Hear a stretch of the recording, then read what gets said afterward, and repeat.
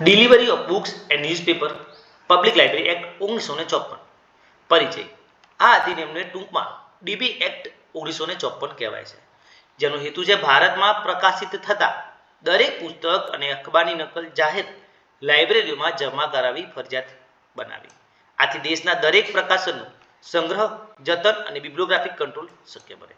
ઐતિહાસિક પૃષ્ઠભૂમિમાં જોઈએ તો press and registration of books act 1867માં પ્રકાશનનું રજિસ્ટ્રેશન ફરજિયાત હતું, પણ લાઇબ્રેરીમાં નકલ જમા કરવાની કોઈ જોગવાઈ નથી.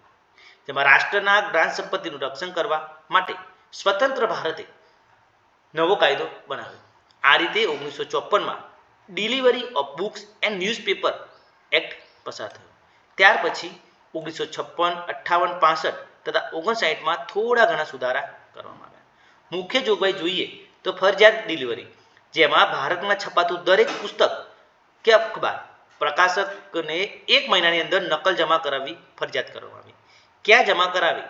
તો national library Calcutta, Connemara public library Chennai, Asiatic society library Mumbai અને દિલ્હી પબ્લિક લાઇબ્રેરી દિલ્હી. એટલે કે પ્રકાશિત થતી દરેક વસ્તુની 4 નકલો આ 4 લાઇબ્રેરીમાં જમા કરવી ફરજિયાત કરવામાં આવી. પ્રકાશકની જવાબદારી, જેમાં પોતાના ખર્ચે નકલો મોકલવી ફરજિયાત છે. સાથે ભાવ, પ્રકાશન તારીખ અને પ્રકાશકનું નામ પણ દર્શાવવું કમ્પલસરી છે. દંડની જોગવાઈ, જો પ્રકાશક નકલ જમા ન કરે તો તેના પર દંડ અને કાયદેસરની કાર્યવાહી નક્કી કરવામાં આવી. નેશનલ બિબ્લિયોગ્રાફી, જેના કારણે આ લાઇબ્રેરીને મળેલી નકલોના આધારે ઇન્ડિયન નેશનલ બિબ્લિયોગ્રાફી તૈયાર થાય છે. લાક્ષણિકતાઓ જોઈએ તો લીગલ ડિપોઝિટ સિસ્ટમ, દરેક પુસ્તક અને અખબારનું કાનૂની સંગ્રહ નક્કી થયું. કવરેજ બુક્સ, કવરેજમાં જોઈએ તો બુક્સ અને ન્યૂઝપેપર બંને પર લાગુ થયું. 4 ડિપોઝિટરી લાઇબ્રેરી, દેશની 4 મુખ્ય લાઇબ્રેરીમાં પ્રકાશિત થયેલા દરેક પુસ્તકોનો સંગ્રહ મળી રહે છે. પ્રિઝર્વેશન ઓફ હેરિટેજ, દેશના પ્રકાશનોનો કાયમી રેકોર્ડ એક જ સ્થાન પર. રિસર્ચ સપોર્ટ, સંશોધકોને દરેક પ્રકારનું પ્રકાશન એક જગ્યાએ મળી રહે છે. બિબ્લિયોગ્રાફિક કંટ્રોલ, જેમાં રાષ્ટ્રીય સ્તરે જ્ઞાનનું સંકલન એક જ સ્થાનેથી થઈ શકે. લાઇબ્રેરી સાયન્સ સાથેનો સંબંધ જોઈએ તો કલેક્શન ડેવલપમેન્ટ, જેમાં લાઇબ્રેરીઓને પ્રકાશનોની નકલ આપોઆપ મળી જતી હતી. ઇન્ડિયન નેશનલ બિબ્લિયોગ્રાફી, LISમાં બિબ્લિયોગ્રાફી અને રેફરન્સ સેવા માટેનો બેઝિક આધાર મળી રહ્યો.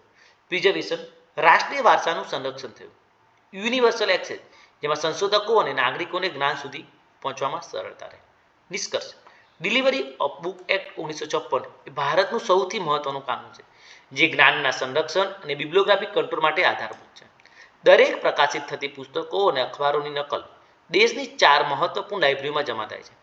આથી ઇન્ડિયન નેશનલ બિબ્લિયોગ્રાફી તૈયાર થાય છે અને ભારતની જ્ઞાન સંપત્તિ સુરક્ષિત રહે છે.